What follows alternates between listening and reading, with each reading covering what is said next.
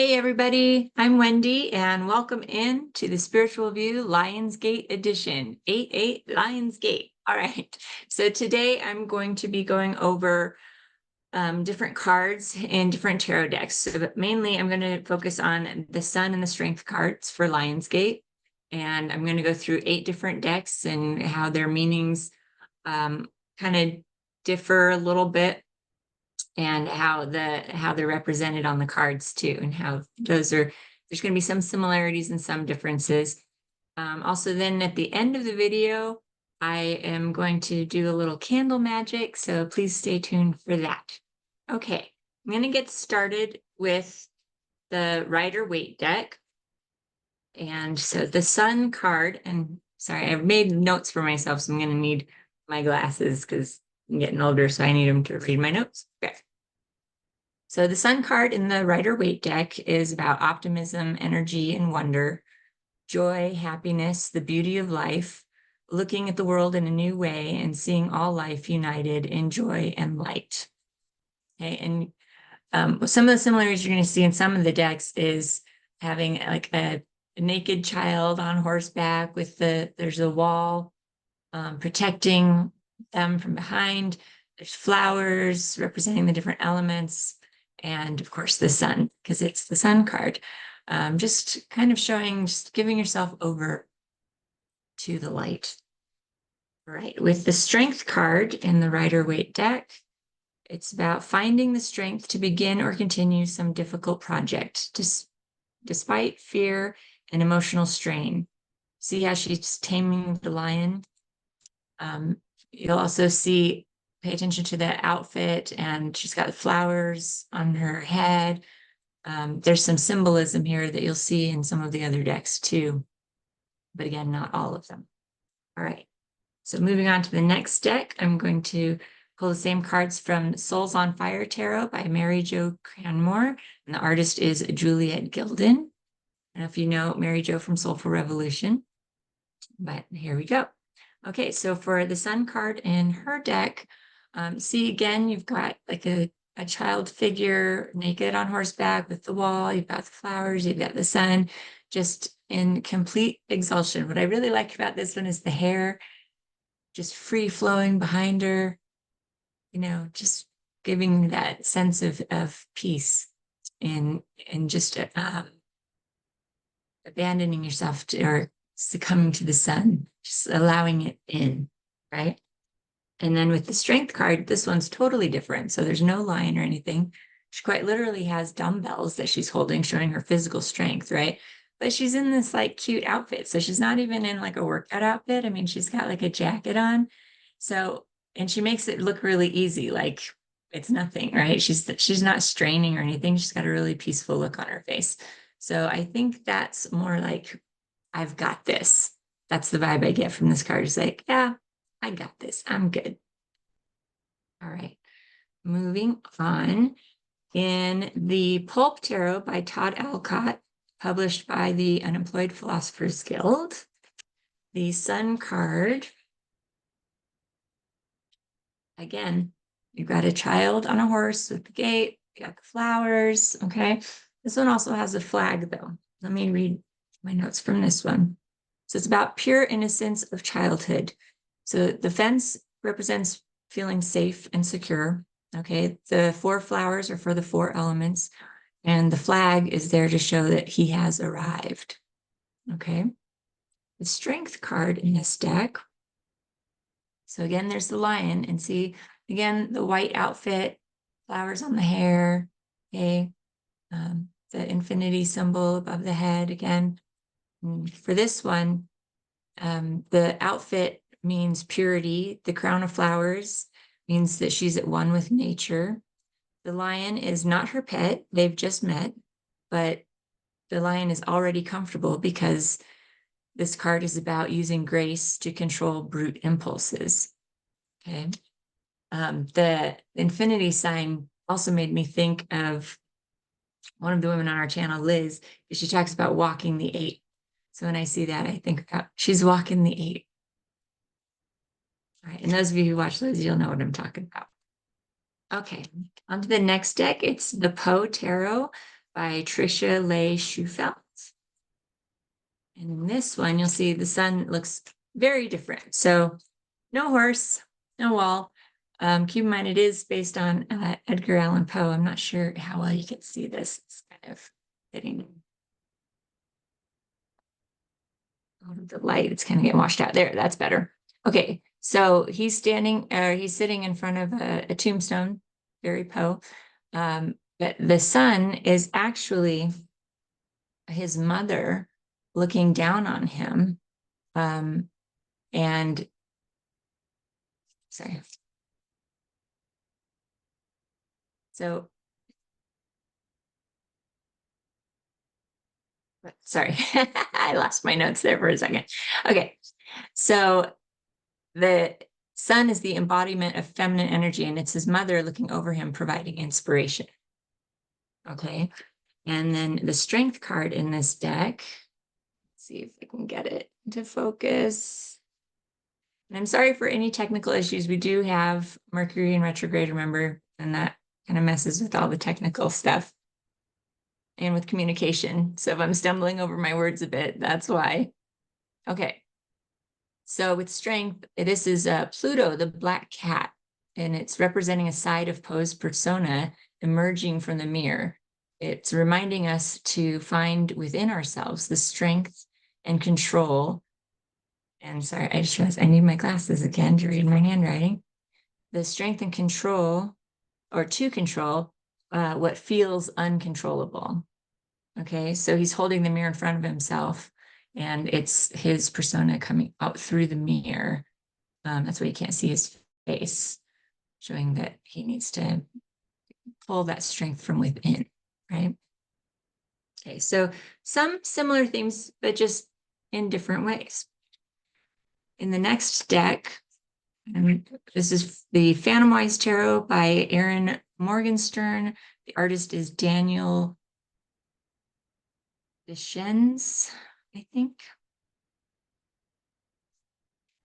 Okay, let's see. So the sun in this card, again, no child, no horse, right? No wall, but you do have the flowers and the sun. And this is just about joy, brightness, happiness, a place for communication, creativity, and excitement, self-confidence, freedom from fears and darkness, and enlightenment. And strength card, this deck. Now that there is a large cat, but it's not a lion. It's a snow leopard. But she does have that infinity sign above her, right? But she doesn't have the flowers in her hair or anything, but she is petting the large cat. And this is tame what is wild, a place of calmness in the presence of claws and teeth, inner or outer strength, courage, strong and soft, compassionate. And it's compassionate with a gentle touch. Right. And this is the last tarot deck, and then I have 2 oracle decks because I thought that would be fun. So this is the Tarot of Tales, the deck by Melinda Lee Holm, and the artist is Rohan Daniel Eason. And so this is the Sun card. Very different from all of the other decks, right? So you've got tree branch with butterfly coming out of its cocoon. This is about clarity, truth, revelation, illumination, accepting reality, emergence, directing growth, cultivation, bravery to see and be seen, and the known world. And I want to read you an excerpt from the books. The descriptions were just really cool. So let me do that.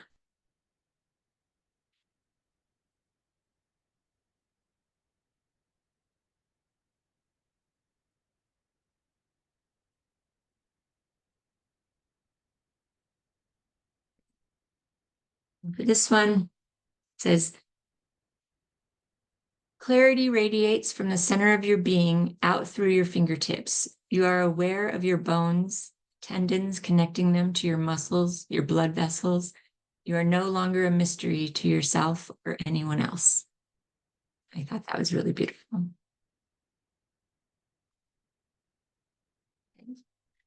And then the strength card, again, so there's a large lion, but there's no woman, there's no white outfit. Okay, the fitness sign, it's not there. I mean, he's laying in a hammock reading a book.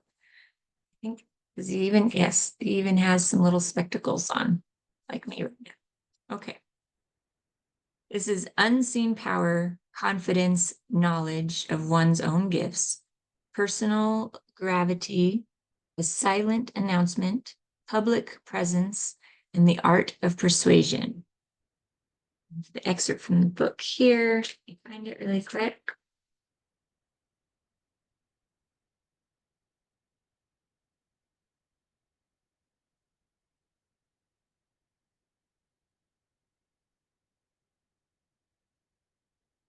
So your hammock sways in a light breeze, rustling the pages of your book and cooling your skin in the afternoon sunlight. Your mind is perfectly calm, your heart content, knowing you have nothing to prove and no one to impress. I really like that about the inner strength. It's like, you don't have to try to impress anybody. You're good. Okay. And now for the Oracle decks. Now I just pulled the number in the Oracle decks that the numbers are represented by in the deck.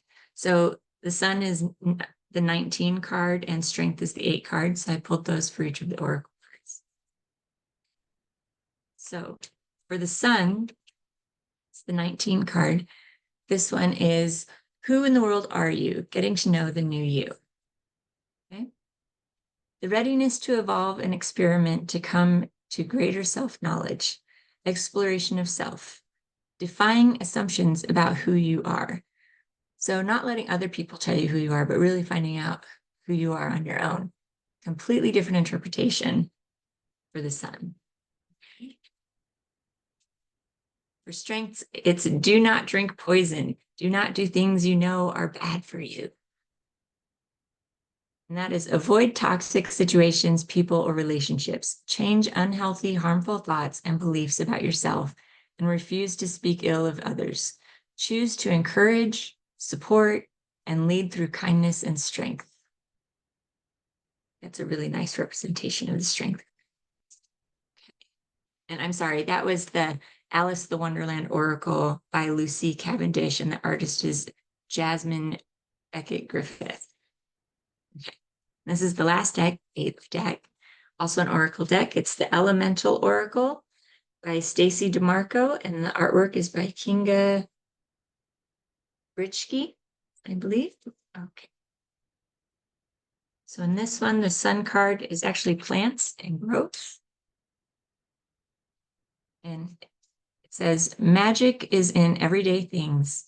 You can make something from nothing. Blossom, it's time. From small things, big things might grow. Begin it. That's lovely. And then we have fire for the 8 card for strength. Okay, so it's fire and ignition. Live your passion. Allow your spirit to drive you forward. Don't overthink the situation. Now is the time to innovate and take action. Be a lighthouse for others or find yourself a mentor.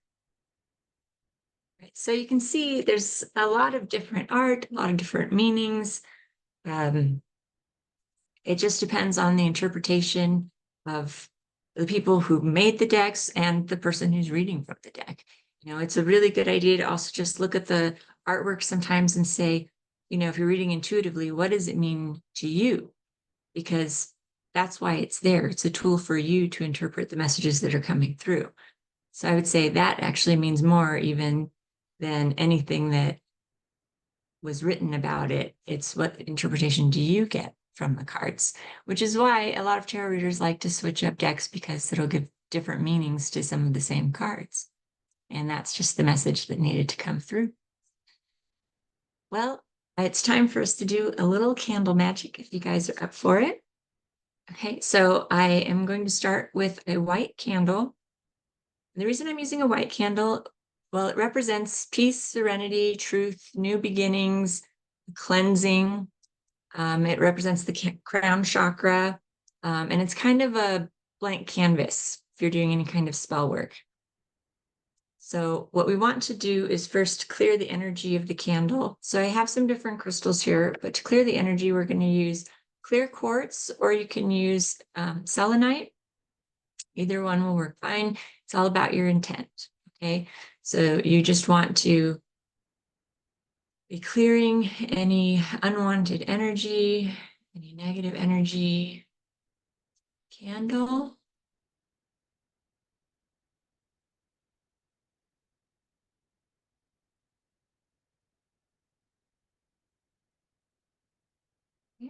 And then we're going to anoint the candle with an oil.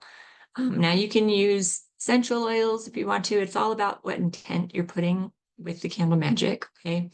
I'm going to use olive oil because one, it's something that most people have in their house. It's really easy to get a hold of, and it's generally less expensive. But it's also really great for manifesting and bringing in abundance.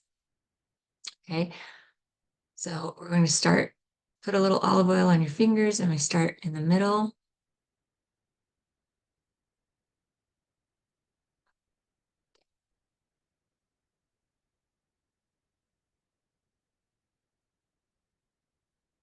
The candle is covered. And then I'm going to use white sage to also anoint the candle with.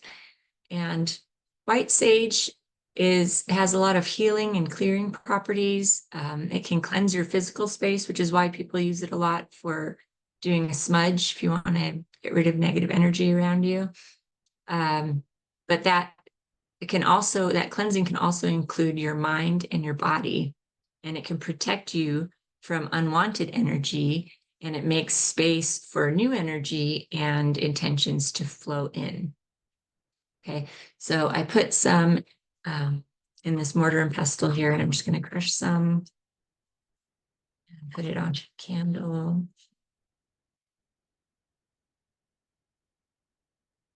And this is something that you guys can do too at home. Just, use basic safety, and don't leave open flame out around anything that's flammable. This is something where you don't want to be blowing out the candle once you light it. You want to let it burn all the way down. So I would recommend using smaller candles that can burn more quickly. Okay. Let me take some of that. We're going to put it on our candle, again, starting in the middle. And up and down.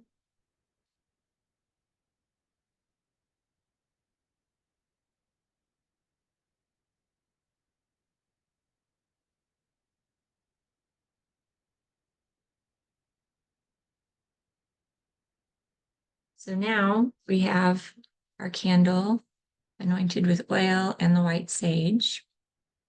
Okay, and we're going to light our candle.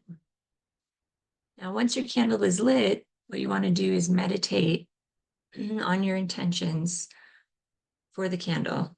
For this one, especially, I'm going to be just thinking about clearing away any unwanted energy and cleansing that energy in order to welcome in new energy and intentions, including manifesting more abundance.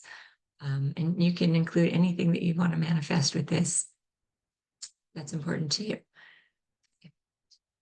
Light the candle. And you'll want to put it in a receptacle that can hold all of the wax, since we want to let it burn all the way down. Okay, so keep that in mind when you're doing this. Okay, now if you want to also set some stones, some crystals around the candle, you can do that. Since the selenite and the clear quartz are really good for clearing that energy, I'm definitely going to include those. And since Lion's Gate is really more about opening up your heart chakra, I'm also going to include some rose quartz and some green aventurine. Okay, and just place those around the candle. And while you're doing this in your meditation, also, clear out any of that unwanted energy out of yourself and around you. Take some deep breaths. Align with that new energy coming in.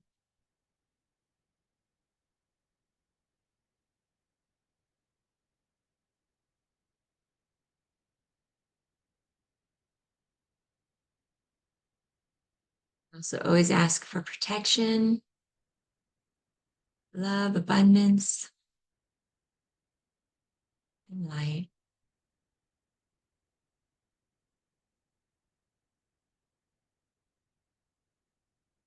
All right. Well, I hope you guys enjoyed some of that candle magic, and I hope that going through all of the decks and seeing the different cards and the different artwork and the different explanations helped you to understand how different decks work sometimes.